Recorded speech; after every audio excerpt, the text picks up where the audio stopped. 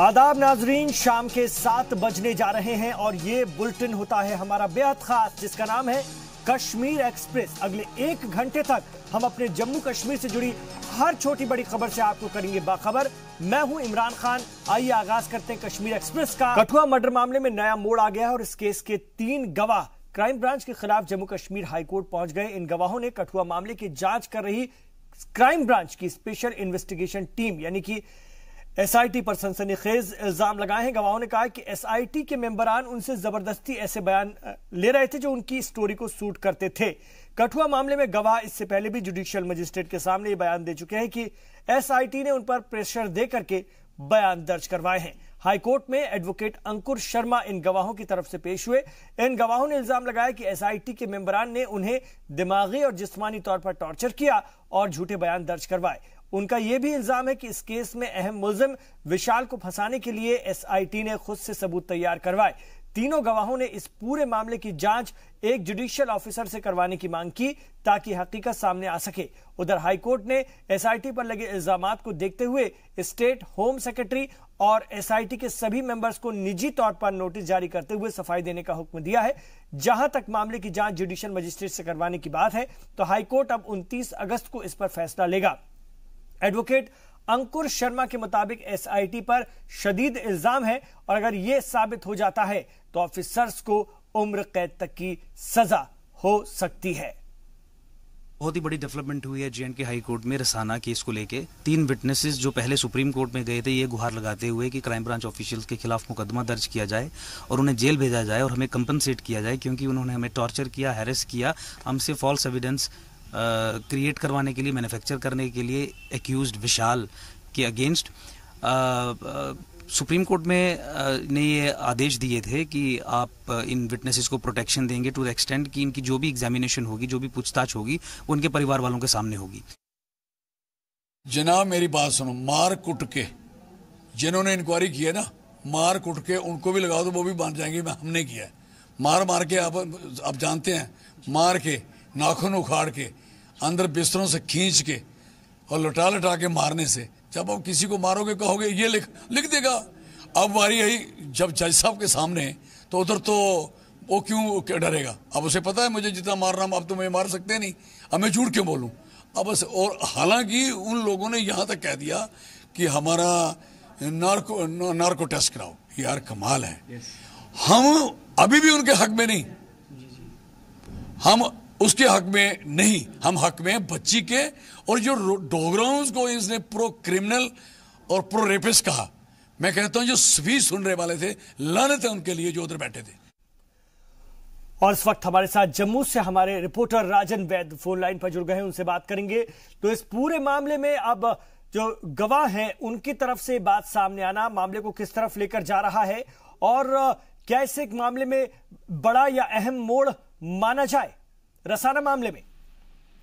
जी बिल्कुल इमरान, जिस तरह से इस केस में कहीं उतार चढ़ाव आए और ऐसे में जिस तरह से पहले से ही ये जो इल्जाम लगाए गए थे क्राइम ब्रांच की जो स्थिति बनी थी कि जितने भी ये जो गवाह हैं उनको मार पीट कर ही जो उनसे जो है उनको जो भी उनसे बयान लिखवाए गए हैं, ऐसे में पहले ये बात कोर्ट में रखी गई थी। इसके बाद कोर्ट ने कहा था कि आपके पास ये हक है कि आप हाई कोर्ट में, जम्मू कश्मीर हाई कोर्ट में इस बात को कंप्लेंट कर सकते हैं। तो ये अलग जो है एक तरह से कंप्लेंट की गई है क्राइम ब्रांच के खिलाफ कि जो 3 इसमें गवाह है, साहिल है, सचिन है और विशाल है, और इन्होंने ये कहा है कि हमें जो बयान दिलवाए गए उसमें जो है क्राइम ब्रांच का दबाव था इनके ऊपर और इनको मजबूर किया गया वो बयान देने के लिए। और इसमें जो है अब जो इसकी जो सुनवाई है जो 29 अगस्त को जो है होगी और उसके बाद अगर ये पाया जाता है कि वाकई में इसमें कुछ इसमें अगर दबाया गया है जो जितने भी गवाह हैं तो इसमें उचित जो है कार्रवाई जो कानून के तहत वो भी हो सकती है। क्योंकि इससे पहले कोर्ट ने ये भी कहा था कि जो अगर आपको लगता है कि इसमें कोई दबाव बना है तो घर वालों के सामने ही एक दफा फिर से इसकी जो है इसकी पूछताछ की जाए। तो उसके बाद ये की गई थी। तो ये अपने आप में एक बहुत बड़ी मजबूती मिलेगी उन बातों को, जो ये कह रहे थे कि जो क्राइम ब्रांच ने किसी दबाव में, पॉलिटिकल सियासी दबाव में जो है ये सब केस को हैंडल किया। बिल्कुल, अगर ऐसा है तो अब चूंकि निजाम बदल चुका है, जम्मू कश्मीर में गवर्नर रूल है, तो हम इस पूरे मामले को ये मानकर चले कि अदालत के सामने सही जो है शवाहिद रखी जा सकेंगे। अगर ऐसा है तो और ज्यादा ट्रांसपेरेंसी आएगी मामले की जांच में, क्या इसको इस तरह से देखा जाना चाहिए या फिर उसके भी हम उसे सियासी असर के तौर पर देखें? देखिए इमरान, जो ये मामला है ये कोर्ट में है, पठानकोट में इसकी सुनवाई हो रही है। ये जो केस है अलग है, लेकिन इसके साथ साथ जो अब अलग से जो है अब दरे में जो है क्राइम ब्रांच को खड़ा करने की कोशिश की गई है गवाहों की ओर से। ये जाहिर सी बात है जो उनके वकील होंगे, जो उसमें एक अक्यूज है विशाल, जो उनके वकील हैं, उन्होंने जो अंकुश शर्मा है उनका ये कहना है, ये हम पहले से ही हमने कहा कि ये जो मारपीट के किसी से भी बुलवाया जा सकता है, लेकिन बाद में इन युवकों ने यही कहा था कि हमसे गलत बयानबाजी करवाई गई है। और अब ये कोशिश है एक तरफ से एक दबाव भी बनाया जाएगा क्राइम ब्रांच के ऊपर भी कि अगर उन्होंने कोई गलती की है तो वो इनके खिलाफ कार्रवाई हो सकती है। तो कहीं ना एक प्रेशर टैक्टिक्स भी हो सकता है, लेकिन कहीं ना कहीं इसकी सच्चाई कोर्ट की जो सुनवाई है उसके बाद ही निकल के बाहर। जी, शुक्रिया राजन वैद्य आपका इस पूरी जानकारी के लिए। तो मामला अदालत में है और अगली सुनवाई 29 अगस्त को होगी इस पूरे मामले की। और मिलिटेंट्स ने जनूबी कश्मीर के शोपियान में फौज पर हमला कर दिया है। हमला उस वक्त किया गया जब 34 आरआर के जवानों ने चके चौलांद में सर्च ऑपरेशन चलाया। फिलहाल सिक्योरिटी फोर्सेस का एडिशनल स्क्वाड मौके पर पहुंच गया है और मिलिटेंट्स की तलाश जारी है। तो मिलिटेंट्स की बौखलाहट, लगातार सिक्योरिटी फोर्सेस पर हमले कर रहे हैं, लेकिन हमारी बहादुर अफवाज भी इनसे पूरी मुस्तैदी से निमट रही है। और इस वक्त हमारे साथ शोपियान से हमारे रिपोर्टर शेख कौसर भी जुड़ गए हैं फोन लाइन पर, उनसे बात करेंगे। जी शेख कौसर, जानना चाहेंगे इस वक्त क्या मूवमेंट जारी है सिक्योरिटी फोर्सेस की? जी, मैं आपको बता दूं कि 3:30 के करीब चक्की चोलन में सिक्योरिटी फोर्सेस को इत्तला मिली थी कि वहां पे मिलिटेंट्स की छुपे होने की खबर मिली थी। उसके फौरन बाद 34 आरआर जो ही मुआवजा लेने की कोशिश कर रहे थे, अचानक से मिलिटेंटों ने फायर खोले और जिसमें एक आर्मी जवान के लेफ्ट हैंड में गोली लगी और वो जख्मी भी हुआ। उसके फौरन बाद पूरे एरिया को मुआवजा में ले लिया और पूरे एरिया चक्की चोलन के साथ साथ जितने भी आसपास के गांव हैं उनको भी अभी तलाशी कार्रवाई चल रही है। तो अब देखने वाली बात यह होगी कि किस हद तक सिक्योरिटी फोर्सेस कामयाब हो पाती है। बिल्कुल, और जिस जवान को गोली लगी है आपसे जानना चाहेंगे फिलहाल उसकी हालत कैसी है? जी, उसको इसके लेफ्ट हैंड में गोली लगी है, तो अभी बताया जा रहा है कि वो अभी स्टेबल है। क्या बता रहे हैं सिक्योरिटी अफवाज, कितनी तादाद रही होगी मिलिटेंट्स की? एक मतलब सोशल मीडिया पे एक फोटो भी वायरल हुआ था, बताया जा रहा है कि 2 मिलिटेंट फोटो में भी है, 2 मिलिटेंट हो सकते हैं। ठीक है शेख कौसर, आपका शुक्रिया शोपियान से इस पूरी जानकारी के लिए। और समाजी फलाह बहबूद के सेक्रेटरी डॉक्टर फारूक लोन ने कहा है कि फलाही स्कीमों का फायदा उन खवातीन तक पहुंचाने की जरूरत है जिन्हें इसका अब तक फायदा नहीं मिल सका है। वुमेन डेवलपमेंट कॉर्पोरेशन की जायजा मीटिंग में उन्होंने एहलकारों को हिदायत दी है कि ऐसी खवातीन को ज्यादा तरजीह दी जाए ताकि वो इन स्कीमों का फायदा उठा सके। मीटिंग में WDC की managing director, director social welfare Kashmir, director finance, director planning और स्पेशल सेक्रेटरी के अलावा महकमे के दीगर सीनियर अफसरान शामिल हुए। इस मौके पर उन्होंने कहा कि कॉर्पोरेशन की जानिब से तैयार करदा मसनूआत आला मेयार की होनी चाहिए ताकि वो इंटरनेशनल ब्रांड से मुसाबिकत कर सके। उन्होंने कहा कि इक्तिसादी फलाह पर, खास तौर से इक्तिसादी सतह पर कॉरपोरेशन को एक मिसाल बनना होगा। इस मौके पर WDC के मैनेजिंग डायरेक्टर नाहिद सोज ने महकमे की जानिब से चलाई जा रही फलाही स्कीमों की तफसील पेश की। उन्होंने बताया कि कॉरपोरेशन की जानिब से मुख्तलिफ लोन स्कीम के तहत अब तक 164 करोड़ 9 लाख रुपए बांटे जा चुके हैं। इसमें 15,134 अफराद को बराह रास्त जबकि 75,670 अफराद को इनडायरेक्टली, अगर हम बात करते हैं इनडायरेक्टली, लोन दिए गए हैं।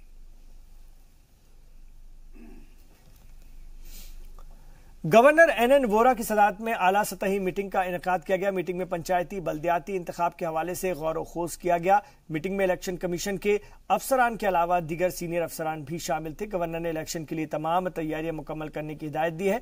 वाज़ेह हो कि बीजेपी समेत तमाम पार्टियां काफी दिनों से इन इंतखाबात का मुतालबा कर रही हैं, लेकिन सिक्योरिटी के पेश नजर इसकी तारीख मुलतवी होती जा रही है। चंद दिन कबल बीजेपी के रियासती सदर रविंद्र रैना अक्टूबर-नवंबर तक इलेक्शन होने की बात कह रहे थे। जराये के मुताबिक गवर्नर चाहते हैं कि इंतखाबी अमल के लिए तमाम तैयारियां पहले से मुकम्मल कर ली जाएं।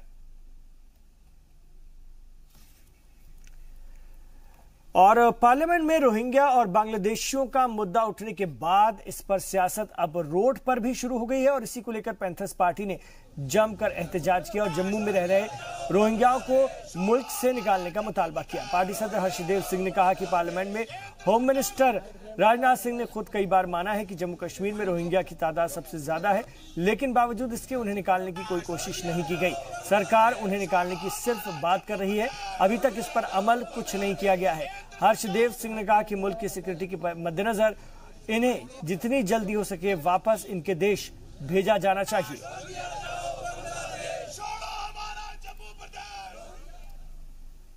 कि रोहिंग्यास को लेकर पार्लियामेंट में सिर्फ एक तरह के बयान ही पिछले 4 वर्षों से आ रहे हैं कि उनकी आइडेंटिफिकेशन हो रही है, फिर मसला जो है म्यांमार की सरकार से टेकअप किया जाएगा और कोई भी प्रयास जो है रोहिंग्यास को यहां से डिपोर्ट करने के लिए सरकार की तरफ से पिछले 4 वर्षों में जो है वो नहीं किया गया है। इधर जम्मू में जम्मू कश्मीर किसान काउंसिल की जानिब से सालाना स्टेट लेवल किसान पंचायत का इनेकाद किया गया। पंचायत का मकसद किसान मार्गदर्शक मंडल कायम करना था और मंडल का मकसद किसानों को पेश आ रही परेशानियों और इससे जुड़े मुद्दों पर चर्चा करना होगा ताकि किसानों की परेशानियों का हल ठीक तरह से निकाला जा सके और खासतौर से खेती को फरोग दिया जा सके। किसान पंचायत में जम्मू के साथ साथ रियासत भर के किसानों ने हिस्सा लिया। देखिए, एक तो हमारे अनऑर्गेनाइज सेक्टर है।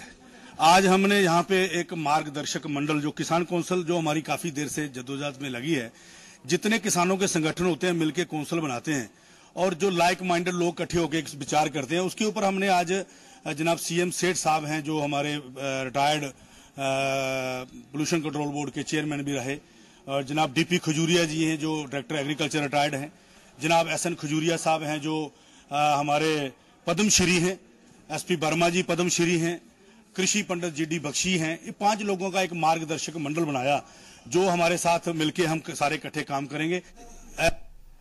और पत्तन में महकमा सेहत की जानिब से 3 दर्जन फर्जी क्लिनिक बंद करवाए गए हैं। महकमे को लगातार शिकायतें मिल रही थी कि शहर में कई गैर कानूनी क्लिनिक चलाए जा रहे हैं। शिकायतें मिलने के बाद इन गैर कानूनी क्लिनिक्स और दवाखानों को सील कर दिया गया है। छापेमारी के दौरान तकरीबन दर्जन भर असातिज़ा अपने दवाखानों पर न सिर्फ बिना डिग्री के दवा बेचते पाए गए बल्कि वो लोगों का इलाज भी कर रहे थे। इतना ही नहीं, दवा की इन दुकानों से अस्पताल में सप्लाई की जाने वाली दवाइयां भी बरामद की गई हैं। हमें कुछ शिकायतें मौसूल हुई थी पब्लिक की तरफ से कि कुछ लोग जो है वो फेक डॉक्टर्स और जो केमिस्ट कुछ है जो प्राइवेट प्रैक्टिस कर रहे हैं, जो लोगों को ठगते थे। तो उस अवस्था में हमें कंप्लेंट मिले हैं और हमने ड्राइव स्टार्ट किया है along with the higher authorities, SDPO Patan, तहसीलदार पटन, और मिल के हमने छापा डाला है और वहाँ पर पाया गया है जो गाइडलाइंस है वो वायलेट हुई थी और ऐसे लोग प्रैक्टिस कर रहे थे जिनके पास डिग्री ही नहीं है, जो फेक लिख रहे हैं कि MBBS, MD डॉक्टर्स या गायनेकोलॉजिस्ट या ऐसे। और दूसरी प्रॉब्लम ये है कि आज आप देख रहे हैं कि अक्सर दुकानों पर लिखा है गोल्ड मेडल्स, जो कि फेक है। कोई गोल्ड मेडल्स है नहीं, लेकिन वो गोल्ड मेडल्स लिख रहे हैं, वो कि जैसे वो क्या नाम है, एल्युमिनियम भी हम नहीं दे सकते उनको। तो इस अवस्था में हमने ड्राइव स्टार्ट किया और हैदराबाद में हमने 2 शॉप्स वो सीज़ किए और उनको दोनों को FIR लॉन्च कर दिया। और श्रीनगर में आर्टिकल 35A की हिमायत में कई तंजीमें सामने आ रही हैं। सिविल सोसाइटी और ट्रेडर्स बॉडी की जानिब से श्रीनगर में आर्टिकल 35A की हिमायत में एहतजाज किया गया। एहतजाज कर रहे लोगों ने कहा कि 35A रियासत के आईन से जुड़ा हुआ है, इसके साथ ही किसी भी तरह की छेड़छाड़ नहीं की जानी चाहिए। आज का ये प्रोटेस्ट जो हम कर रहे हैं इसमें सिविल सोसाइटी है, ट्रेड बॉडीज है, जॉइंटली कर रहे हैं। हम सुप्रीम कोर्ट से अपील कर रहे हैं कि जो पिटीशन दायर की गई उसको फिलफौर खारिज की जाए, वरना यहाँ के हालात बड़े संगीन नताइज निकलेंगे, यहाँ आग लग जाएगी और उसकी सारी जिम्मेदारी गवर्नमेंट ऑफ इंडिया पर आयद होगी। और हम जम्मू कश्मीर के लोग बिल्कुल तैयार है 35A को अपने खून के एक एक कतरे से प्रोटेक्ट करने के लिए, हिफाजत के लिए। इधर सरकार जम्मू कश्मीर में हैंडलूम सनत को फरोग देने के लिए पुरअज़्म है और इस हवाले से स्टेट हैंडलूम डेवलपमेंट कॉरपोरेशन की जानिब से कई कदम उठाए जा रहे हैं। बुनकरों को जहां एक तरह का घर बैठे कच्चे माल फराहम कराए जा रहे हैं, वहीं उन्हें डिजाइनिंग और क्वालिटी टेस्ट के जदीद तौर तरीकों से भी मुतारिफ कराया जा रहा है।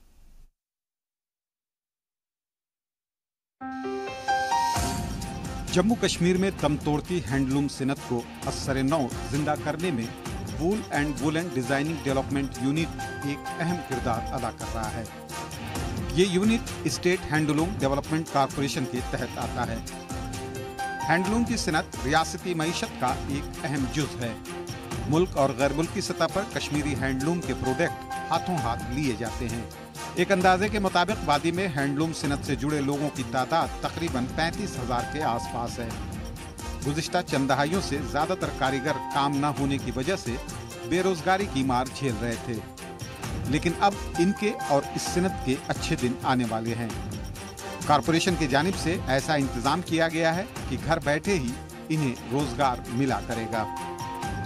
उनको हम नित नए डिज़ाइनों के बारे में मालूमात फराहम करते हैं और उसके बाद यहाँ पर डेवलप होता है प्रोडक्ट, और उस प्रोडक्ट के अनुसार, उस प्रोडक्ट के मुताबिक हम उनको घरों पर काम देते हैं ताकि वो अपना घर का भी देखभाल करें और घर में बैठ के वो अपना रोजगार कमाए। धागों की सप्लाई और नए नए अंदाज की डिजाइनिंग सिखाने के अलावा इस यूनिट में टेक्सटाइल टेस्ट लेबोरेटरी भी कायम की गई है, जिसमें कच्चे माल और फैब्रिक्स की क्वालिटी टेस्ट किया जाता है। वादी के दूसरे अजला मसलन बडगाम, बांडीपुरा और अनंतनाग में कायम कॉमन फैसिलिटी सेंटर और इंटेंसिव हैंडलूम प्रोजेक्ट के जरिए भी इस सनत को फरोग देने के लिए दिन रात मेहनत हो रही है। इस यूनिट में तैयार करदा माल को मुल्क के मुख्तलिफ हिस्सों में मौजूद जेके हैंडलूम के शोरूम में बिक्री के लिए रखा जाता है।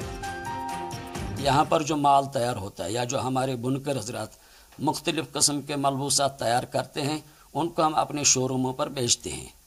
तो ये इसका मेन मकसद है हमारे इस कॉरपोरेशन का। गुज़िश्ता चंद सालों में हैंडलूम सनत में आई गिरावट की कई वजूहात हैं। इनमें से एक यूनिट में काम कर रहे मुलाजमीन और कारीगरों को वक्त पर तनख्वाह न मिलना भी शामिल है। 2017 में कई माह की तनख्वाह अब तक पेंडिंग पड़ी हुई है। कॉरपोरेशन हालात को संभालने की कोशिश कर रहा है। उसकी कोशिश है कि मुलाजमीन को मुस्तकिल बुनियाद पर सैलरी मिलती रहे। आज तक हमारी रेगुलराइज सैलरी हुई है। पिछला ये जो बैकलॉग है, इसमें भी हम कोशिश करते हैं कि ये किसी तरीके से बैकलॉग खत्म हो जाए। इस सिलसिले में अफसरान ने गवर्नर से भी मुलाकात कर कॉरपोरेशन का बजट बढ़ाने की दरख्वास्त की है। कॉरपोरेशन की जानिब से गवर्नर को एक तफसीली रिपोर्ट भी पेश की गई है, जिसमें सनत को फरोग देने की तजावीज़ शामिल हैं। ब्यूरो रिपोर्ट, जी सलाम।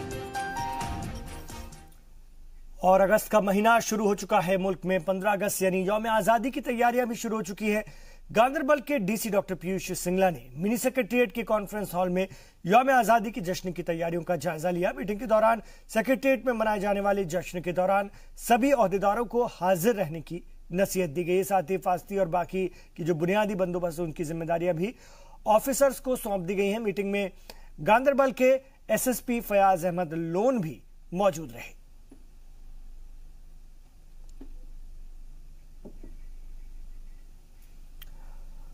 और कुपवाड़ा के डीडीसी खालिद जहांगीर ने मरकजी हुकूमत की जानिब से जारी स्कीम्स और तरक्याती कामों का जायजा लेने के लिए एक मीटिंग मुनक्किद की। मीटिंग में इंतजामिया के ऑफिसर्स ने शिरकत की। मीटिंग के दौरान मरकजी हुकूमत की जानिब से चलाई जा रही scheme transformation of aspirational district पर भी बातचीत की गई। इसके अलावा उज्ज्वला योजना, सौभाग्य योजना, ग्राम स्वराज अभियान जैसे स्कीम्स के जरिए आम लोगों को फायदा पहुंचाने की बात भी की गई।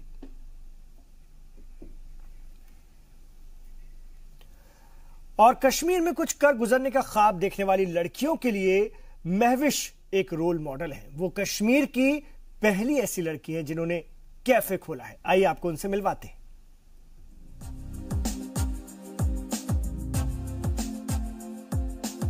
अगर ख्वाब देखो तो उन्हें सच करने की हिम्मत भी रखो। समाज कुछ भी कहे मगर इरादे मजबूत हों तो मंजिल मिल ही जाती है। ऐसा सोचना है the me and you cafe की मालिकिन का। वो रियासत की पहली खातून है जिन्होंने कैफे खोला है। आज न सिर्फ अच्छा पैसा कमा रही हैं, बल्कि अपने कारोबार को बढ़ाने की भी सोच रही हैं। वो रियासत भर में अपना कैफे खोलना चाहती हैं। बिजनेस का आइडिया काफी पहले से था मेरे दिमाग में, बट रिसेंटली 1 साल पहले की बात है जब मैंने अपना ग्रेजुएशन कंप्लीट करा, तो उसके बाद ही मैंने सोचा कि मैं अपना बिजनेस स्टार्ट करूं। घर वालों के साथ आइडिया डिस्कस किया, तो मेरे जो यहाँ पे पार्टनर है यासिर भैया, इनके साथ भी बात हुई थी, तो उसके बाद हम दोनों ने मिलकर ये स्टार्ट किया। लेकिन मंजिल तक पहुँचने का रास्ता आसान नहीं होता। महविश के साथ भी ऐसा ही हुआ। बचपन में ही महविश के वालिद दुनिया छोड़कर चले गए। इसके बाद भी महविश ने हिम्मत नहीं हारी। उन्होंने तालीम हासिल की और फैमिली को सपोर्ट करने के लिए कारोबार का इरादा किया। कश्मीर में जहां आए दिन हालात खराब होते जा रहे हैं, वहां एक खातून भला कारोबार की सोचे भी तो कैसे, सोचे भी तो अहले खाना इसकी इजाजत कैसे दे। लेकिन जिन्हें कुछ कर गुजरने का नशा हो, उन्हें रास्ते के पत्थर धुंधले दिखते हैं। वो इनकी परवाह नहीं करते और महविश ने भी इनकी परवाह नहीं की और अपने अहले खाना को कैफे खोलने के लिए राजी कर लिया। अहले खाना की मानने के बाद अब बारी थी समाज की। मुआशरे में भनक लगते ही मुखालिफत शुरू हो गई, लेकिन महविश किसी की भी परवाह किए बगैर अपने इरादों पर कायम रही और कायम किया the me and you cafe. पहली बात जो फेस करनी पड़ी वो ये थी कि आप लड़की हो, आप ये कैफे का काम नहीं कर पाओगे। तो कभी कभी शायद आपको भी लगता है कि आपका जो सेल्फ कॉन्फिडेंस होता है वो कहीं ना कहीं कम हो जाता है। आपको भी लगता है कि आप नहीं कर पाएंगे, बट देन वो जो एक फाइट होती है आपके खुद के साथ कि नहीं मुझे करना है, तो अगर आप ज़्यादा डिटरमिन्ड है तो लोगों का क्रिटिसिज्म नेगेट हो जाता है। अल्हम्दुलिल्लाह मेरी फैमिली बहुत सपोर्टिंग है, आज भी सपोर्ट करते हैं मुझे। महज 24 साल की महविश के कैफे में 12 मुलाजिम काम करते हैं। मतलब उन्होंने न सिर्फ अपने ख्वाब पूरे किए बल्कि दूसरों के लिए रोजगार के मौके भी पैदा किए। महविश ने अब अपने कारोबार को एक्सप्लोर करने का फैसला किया है। उन्होंने शहर में ही एक और कैफे भी खोला है। अब वो पूरे कश्मीर में अपने कैफे खोलने का इरादा कर रही हैं। हम सबके सपने होते हैं और अक्सर वो इस वजह से रह जाते हैं कि सोसाइटी क्या कहेगी, सोसाइटी एक्सेप्ट करेगी कि नहीं। बट ऐसा कुछ नहीं है। अगर आप कुछ अच्छा कर रहे हैं, इसमें कोई गलत बात नहीं है कि सोसाइटी क्या कहेगी, क्योंकि इवेंचुअली सोसाइटी पहले आपको क्रिटिसाइज करेगी, लेकिन बाद में आपको वही सोसाइटी अप्रिशिएट भी करती है। सो अगर आपके सपने हैं, उन्हें पूरा करने की चाह है, तो आप में वो एक डिटर्मिनेशन होनी चाहिए। आपके रास्ते में चाहे कुछ भी आए, आपको अपनी मंजिल पानी है। प्लान तो फ्यूचर के है कि अपने बिजनेस को एक्सप्लोर करूँ। रिसेंटली एक और हमने अपना आउटलेट स्टार्ट किया है मुनव्वराबाद में। आज महविश मुसलसल कामयाबी की सीढ़ियां चढ़ रही हैं। नतीजतन कल को जो उनकी मुखालिफत करते थे, आज तारीफ कर रहे हैं। खालिद हुसैन की रिपोर्ट, जी सलाम। और उधमपुर आरटीओ अब से लाइसेंस और गाड़ी के रजिस्ट्रेशन के प्रोसेस को पोस्टल सर्विस के जरिए शुरू करने जा रहा है। अब लोगों को एआरटीओ दफ्तर के चक्कर नहीं काटने पड़ेंगे। अब घर बैठे ही उनका लाइसेंस और गाड़ी का रजिस्ट्रेशन उन्हें पहुंचा दिया जाएगा। इस बात की जानकारी एआरटीओ उधमपुर कुलदीप सिंह ने दी। उन्होंने कहा कि डाक सहूलत से लोगों को अब आरटीओ दफ्तर के चक्कर नहीं लगाने पड़ेंगे। इससे आरटीओ ऑफिसर्स को काम करने में आसानी होगी और दूसरी जानिब इससे लोगों का वक्त भी बचेगा।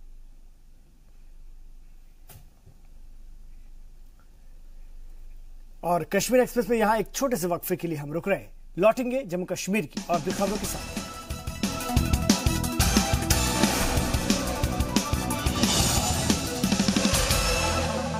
आप देख रहे हैं इस वक्त कश्मीर एक्सप्रेस। बात करेंगे कुलगाम की। कुलगाम जिले में महकमा जंगलात की जमीन पर नाजायज कब्जे के लिए लोगों ने एक नया तरीका इजाद किया है। इस काम में महकमे के एहलकार भी मुलव्विस है। किया यह जाता है कि दरख्त की पत्तियों का रिंग की शक्ल में गुच्छा बनाया जाता है, फिर उनकी टहनियां काट दी जाती है। शाख कटने से दरख्त सूख जा रहे हैं, जरा ये रिपोर्ट देखिए। नूराबाद के इन जंगलात में एक नया खेल खेला जा रहा है। गुज़िश्ता चंद सालों से इन जंगलात से दरख्तों की तादाद कम होती जा रही है। जी सलाम की टीम ने जब इसकी जांच पड़ताल की तो हैरान कर देने वाली जानकारियां सामने आईं। मकामी लोगों का कहना है कि बरसों से आपसी मिलीभगत के जरिए दरख्तों को काटा जा रहा है। लोगों की नजर इस पर ना पड़े, इसके लिए एक खास हिकमत अमली अपनाई जा रही है। जो लोग इसमें मुलव्विस हैं उन्हें महकमा जंगलात के अहलकारों का पूरा ताउन हासिल है। नतीजा ये हुआ कि दरख्त कटने लगे, जमीनें खाली होती गईं और लोगों का नाजायज कब्जा शुरू हो गया।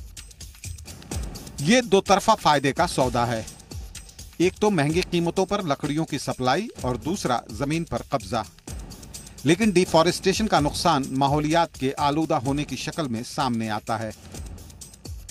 इसमें सबसे प्रॉब्लम जो है वो फॉरेस्ट डिपार्टमेंट जो है आज तक मतलब उसने कोई इसके बारे में कार्रवाई नहीं की है। हमने बहुत बार इनको कहा, एक दो बार ही नहीं, बहुत बार हमने कहा इनको कि आप इस जंगल को बचाइए। ये जंगल जो है एनक्रोचमेंट हो रही है। जंगल जो है यहाँ जो दरख्त जो है वो काटे जाते हैं या स्मगलिंग भी होती है, लेकिन वो तस से मस नहीं होते हैं और इसको बचाने में वो आज तक नाकाम हो रहे हैं।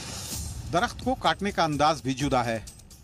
मकामी होने के सबब लोग इन दरख्तों की खुसूसियात से वाकिफ हैं, इसलिए वो इस तरीके का इस्तेमाल करते हैं। पहले मरहले में दरख्तों की पत्तियों को रिंग की शक्ल देकर इसका गुच्छा बनाया जाता है। पत्तियां ऑक्सीजन न मिलने से सूख जाती हैं। बाद में इसकी शाखों को काट दिया जाता है। टहनियां कटने के 2 साल बाद दरख्त पूरी तरह सूख जाते हैं, जिन्हें बिलाखिर जड़ से काट दिया जाता है। फॉरेस्ट महकमा कहता है कि ये दरख्त काफी पुराने हैं। ये अलग बात है कि दरख्त की मौजूदा शेप इन दावों की पोल खोल रहा है। हमें पता है, मगर अलबत्ता जो वहाँ कंपार्टमेंट 34 की आप बात कर रहे हैं वो ओल्ड डैमेज है, पुराने ज़माने का, आज 20 साल से पहले। वहाँ पे मैंने जो मेरा स्टाफ है वहाँ, उनको हमने हिदायत दी कि 24 आवर्स आप वहाँ रहिए, वहाँ के लोगों के साथ रहिए। और अब बात करते हैं एक बार फिर जम्मू कश्मीर की। तनमर्ग के चांदीलूरा से हारदू इचलू रोड की हालत खस्ता है। रोड पर जगह जगह गड्ढे बन चुके हैं और बाकी के रास्ते बुरी तरह टूटे हुए हैं। 10 किलोमीटर तक खस्ता हाल ये रोड बड़े हादसे को दावत दे रही है। इस इलाके में वाकई तकरीबन 40 गांव के लोग आने जाने के लिए इस रोड का इस्तेमाल करते हैं। स्कूली बच्चों से लेकर खवातीन और बुजुर्गों तक को कई मुश्किलात का सामना है और बच्चों को स्कूल जाने तक में परेशानी हो रही है। लोगों की माने तो उन्होंने इंतजामिया के ओहदेदारों से बार बार रोड के बुरे हालात के बारे में बताया, लेकिन अभी तक उनकी नहीं सुनी गई। कि यहाँ पर जो रोड है वो एकदम डेड है। वक्त पर टाइम पर नहीं पहुँच जाती, क्योंकि यहाँ पर जो कि 2 साल हुए यहाँ नहीं डालते, क्योंकि तवज्जो। क्या मुतालबा है आपका?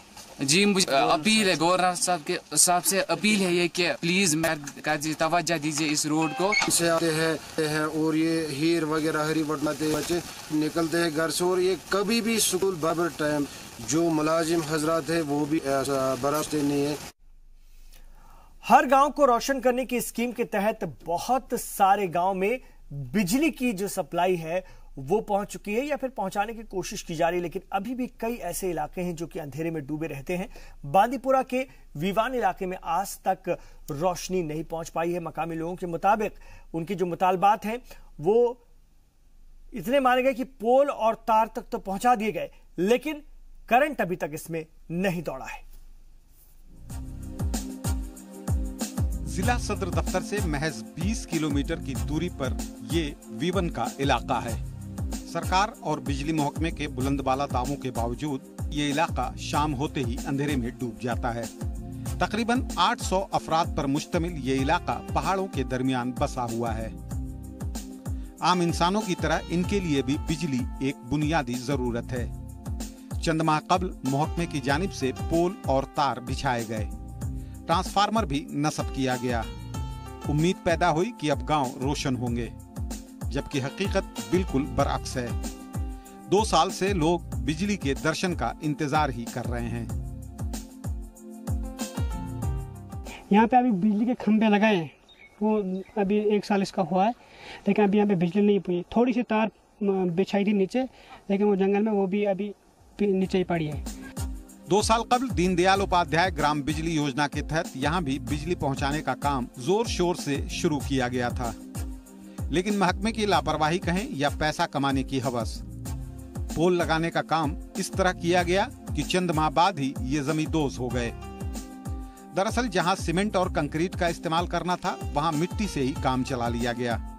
नतीजा आपके सामने है। बिजली न होने का नुकसान पूरा गांव उठा रहा है। सबसे ज्यादा मुतासिर तलबा होते हैं। गांव में शराख्वानदगी कम होने की एक वजह बिजली का न होना भी है। हमारे गांव में बिजली की बहुत ही बड़ी प्रॉब्लम है।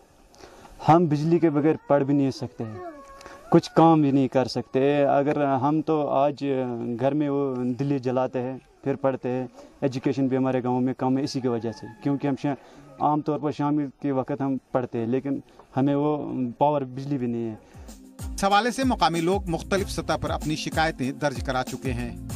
यकीन दहानियां भी कराई गईं, लेकिन जमीन पर कुछ होता हुआ नहीं दिखाई देता। मायूस मकामी लोगों का कहना है कि इंतखाब आने पर लीडरान फिर गांव में रोशनी पहुंचाने का वादा करेंगे। क्योंकि अभी इलेक्शन जल्दी आने वाला है, तो सरकार ये तो कह रही है कि जब वोट आते तो सभी कहते हैं वो कर देंगे, ये कर देंगे, लेकिन करते कुछ नहीं है। पीडीडी महकमे के इल्म में ये बात है। जी सलाम ने जब बिजली सप्लाई शुरू न होने की वजह दरियाफ्त की, तो एग्जीक्यूटिव इंजीनियर का कहना था कि बिना कंक्रीट तामीर के बिजली सप्लाई शुरू करना खतरनाक होगा। This will be fully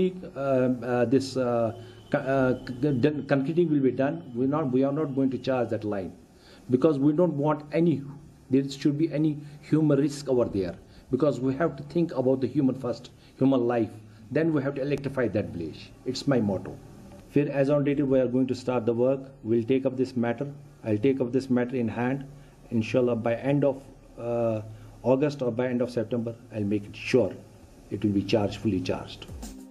engineer साहब का कहना एक हद तक सही है, लेकिन अहम सवाल ये है कि पोल लगाते वक्त ये क्यों नहीं देखा गया कि इसमें सीमेंट का इस्तेमाल हो रहा है या मिट्टी का। आखिर महकमे और ठेकेदार की लापरवाही का खामियाजा गांव वाले क्यों भुगत रहे हैं। जी सलाम के लिए बांडीपोरा से भट्ट शहजाद की रिपोर्ट। इधर बारिश के दिनों में अक्सर नदी नालों में पानी भर जाता है। ड्रेनेज जाम की वजह से आलूदा पानी रोडों और रिहायशी इलाकों में दाखिल होने लगता है। रामबन के संगलदान इलाके के लोग खासतौर से ड्रेनेज जाम की परेशानी से दो चार हो रहे हैं। गंदा पानी रोड और लोगों के घरों में फैल रहा है, जिससे कि लोगों को बाहर आने जाने में परेशानी पेश आ रही है। लोगों की माने तो इस बारे में कई बार इंतजामिया से गुहार लगाई जा चुकी है, लेकिन इसके बावजूद इंतजामिया के ओहदेदार पेश आ रही परेशानियों पर तवज्जो नहीं देते हैं। यहाँ पर ये है कि एक तो ये नालियाँ बंद हैं यहाँ, और पीने के लिए कोई पानी बाज़ार में नहीं है, और एक बाथरूम भी यहाँ पर नहीं है। ये तो ज़रूरी होना चाहिए था। डीसी साहब से यही गुजारिश है कि यहाँ पर ब्लॉक के थ्रू बाथरूम बनाए जाए, और जनाब अली पानी का भी इंतज़ाम कुछ हो पीने के। बड़े दुख की बात है कि हमारी संगलदान मार्केट के अंदर कोई पानी का बंदोबस्त नहीं, कोई बाथरूम का बंदोबस्त नहीं। हुकूमत की तरफ से तो बहुत बुलंद दावे किए जाते हैं कि हमने स्वच्छ भारत अभियान जो है शुरू किया, सफाई मुहिम शुरू की, या कि घर घर में हमने पानी पहुंचाया, लेकिन ग्राउंड सतह पे जो है लोग पानी की बूंद के लिए तरस रहे हैं। आप संगलदान मार्केट का हाल देख लीजिए। इस वक्त लगभग 300-400 दुकानें हैं इस मार्केट के अंदर, जिनमें कि कोई पानी का कहीं भी कोई बंदोबस्त नहीं है, और दूर दूर इलाकों से यहाँ लोग आते हैं। त्राल के कनील मोहल्ला और आसपास के लोगों ने वाटर आरा पर खासतौर से ब्रिज बनवाने की मांग की है। लोगों की माने तो बरसात के दिनों में नाला पार करते हुए कई लोग अपनी जान गंवा देते हैं। लोगों की माने तो दूसरे इलाकों से जुड़ने के लिए उनके पास कोई ऑप्शन भी नहीं है, और बारिश के दिनों में इलाका आसपास के इलाकों से पूरी तरह से कट जाता है, और पानी कम होने तक लोग यहाँ कैद होकर रह जाते हैं। इसलिए लोगों ने गवर्नर और इंतजामिया से जल्द इस इलाके पर ब्रिज बनाने की मांग की। हालांकि एडीसी रियाज अहमद मलिक ने मुतालबे को डीसी तक पहुंचाने का वादा किया। उन्होंने उम्मीद जाहिर की कि लोगों की मांग जल्दी ही मान ली जाएगी।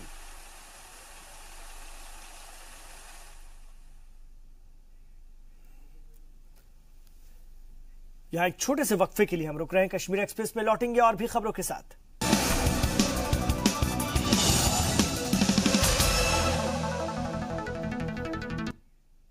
ब्रेक के बाद आपका खैर मकदम है। आप देख रहे हैं इस वक्त कश्मीर एक्सप्रेस। वैष्णो देवी यात्रियों की तादाद तय करने वाले इस मामले में सुप्रीम कोर्ट ने मुदाखलत करने से इनकार कर दिया है। सुप्रीम कोर्ट ने इस मामले की सुनवाई करते हुए कहा कि यह मामला लोगों की अकीदत से जुड़ा हुआ और इसमें मुदाखलत नहीं की जा सकती। सुप्रीम कोर्ट ने कहा कि वैष्णो देवी लोग दर्शन करने अपनी मर्जी से आते हैं और अकीदत से जुड़ा यह मामला है। वहीं पिटिशनर ने अपनी तरफ से कहा था कि श्राइन बोर्ड को तय करना चाहिए कि कितने लोग दर्शन करने आ सकते हैं। कोर्ट ने खच्चर मालिकों के रिहेबिलिटेशन पर भी सुनवाई की और कहा कि वक्त के मुताबिक बच्चों को हटाना होगा और उनके लिए दूसरा ऑप्शन तलाश करना होगा।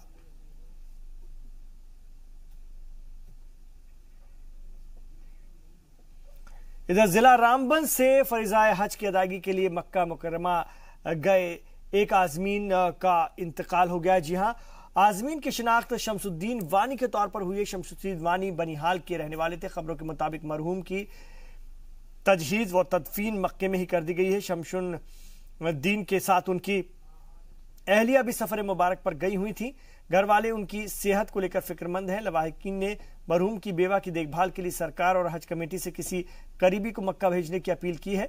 वाज़ेह हो कि बनिहाल से इस साल 73 आज़मीन हज रवाना हुए।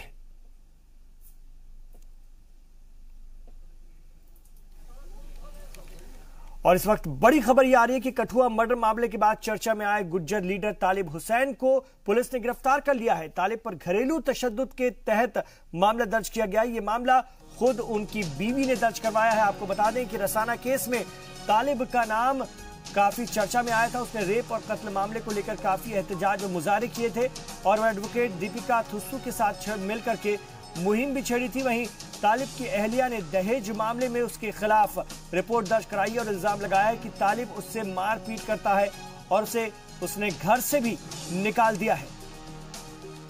तो इस पूरे मामले में तालिब हुसैन को गिरफ्तार कर लिया गया है। कठुआ मामले के बाद ये शख्स सुर्खियों में आया था और अब उसकी अहलिया ने ही उस पर जहेज के लिए मारपीट करने का इल्जाम लगाया है। तालिब ने रसाना रेप और कत्ल मामले को लेकर के मुहिम छेड़ रखी थी, लेकिन जो उसकी अहलिया का कहना है कि वो खुद घरेलू हिंसा यानी घरेलू तशद्दुद के मामले में मुलव्विस है और इसी बात को लेकर उसकी अहलिया ने मामला दर्ज कराया, जिस पर आज उसे हिरासत में ले लिया गया है, गिरफ्तार कर लिया गया है। तालिब हुसैन को गिरफ्तार किया गया है। तो कठुआ मुतासिरा के लिए मुहिम चलाने वाले तालिब हुसैन पर उसकी ही बीवी ने घरेलू तशद्दुद का इल्जाम लगाया है। जहेज के लिए तंग करने, परेशान करने का इल्जाम लगाया है।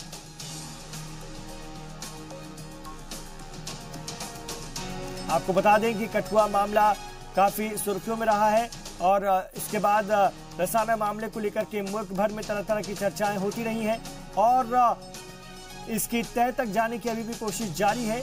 मामला अदालत में है और इधर इस बीच जो तालिब हुसैन नाम का एक शख्स था जो कि सुर्खियों में आया था, इस मामले को लेकर के वो लगातार मुहिम छेड़े हुआ था और जो मुतासिरा थी उसको इंसाफ दिलाने की मांग वो करता रहा, लेकिन अब खुद उस पर संगीन इल्जाम लगा है। उसकी अहलिया ने जहेज के लिए तंग करने का इल्जाम लगाया है।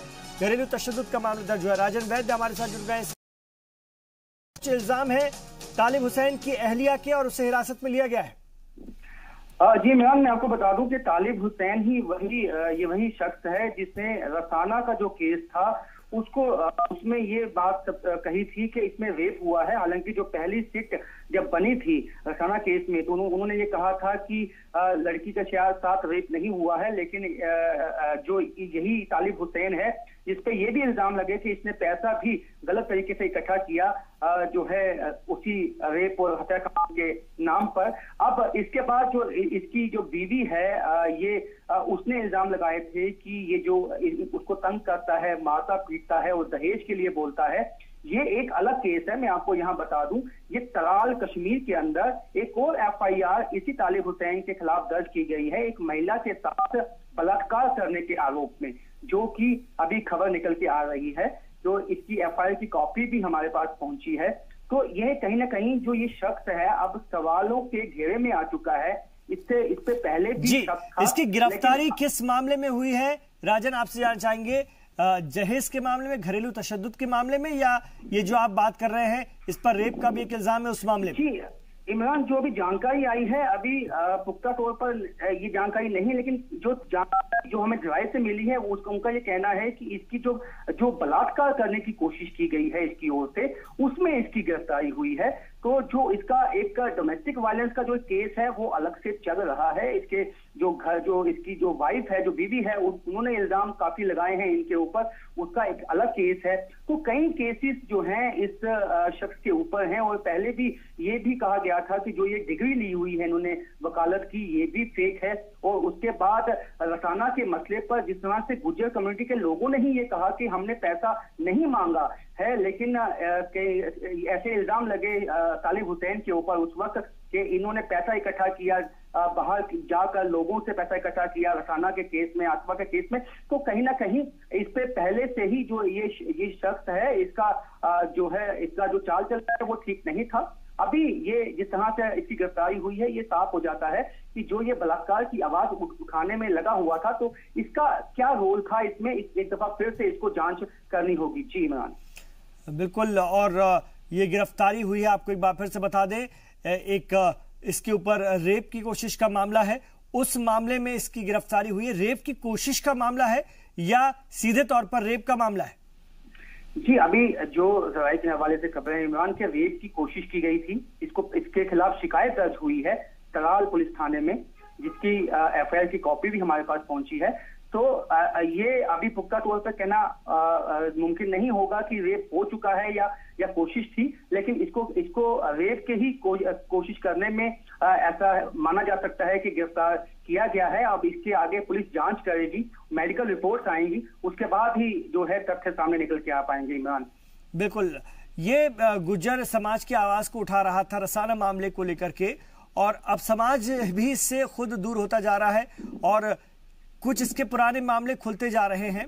और अब इसकी गिरफ्तारी भी हुई है, जिसका नाम तालिब हुसैन है, और ये पेशे से वकील है।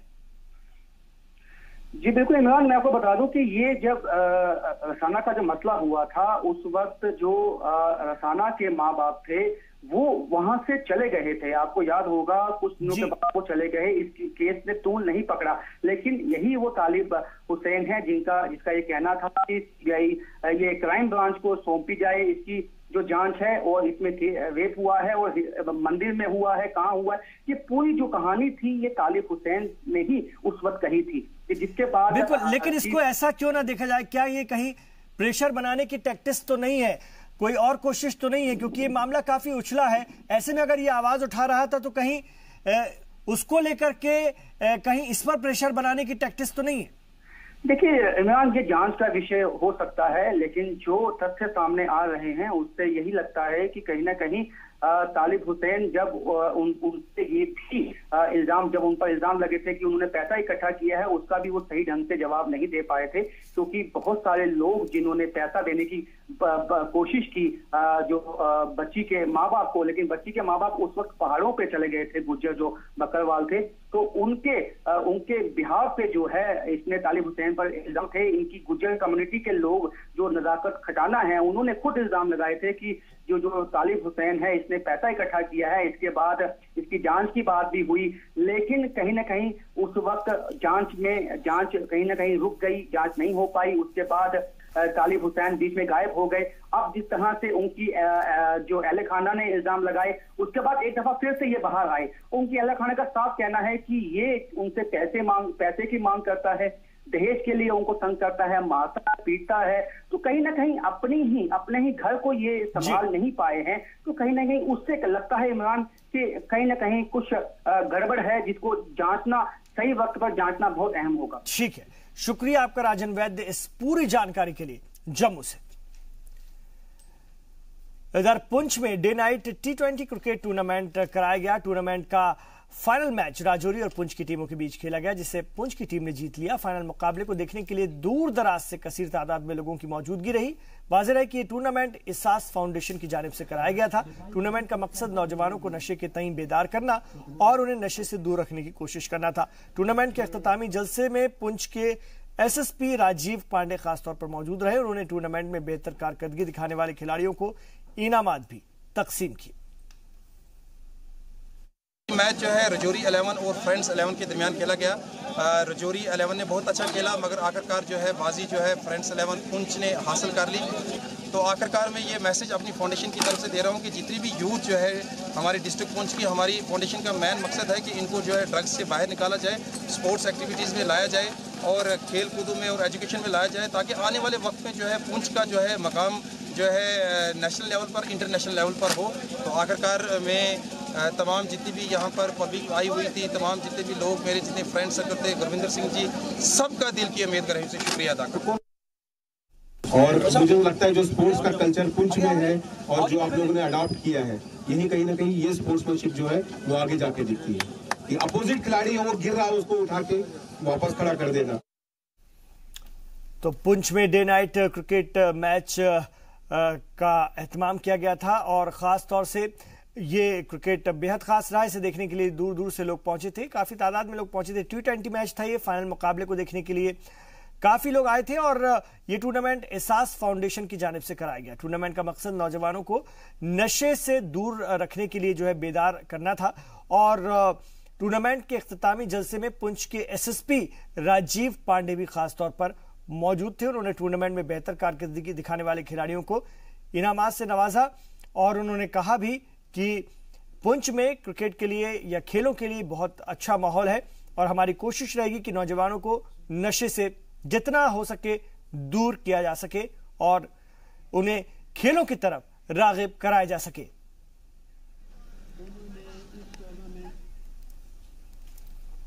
तो कश्मीर एक्सप्रेस के इस शुमारे में फिलहाल इतना ही।